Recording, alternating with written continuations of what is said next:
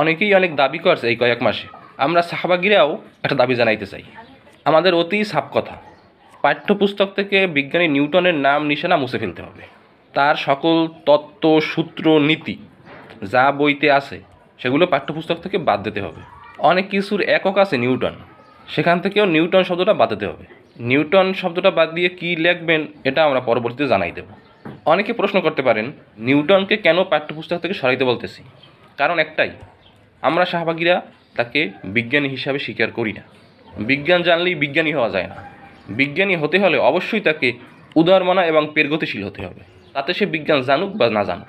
কিন্তু তিনি ছিলেন রক্ষণশীল এবং মৌলবাদী কিসিমের মানুষ। তার মতো রক্ষণশীল মানুষকে আমরা বিজ্ঞানী হিসাবে মেনে নিতে পারি না। এবার আবার প্রশ্ন করতে পারেন, বিজ্ঞানী নিউটন যে পেরগতিশীল ছিলেন না, এর পেরমান কি? পেরমান হলো, তিনি যদি পেরগতিশীল হইতেন তাহলে কখনোই তিনি আপেল গাছের নিচে বসতেন না, তিনি বসতেন বটবৃক্ষের নিচে।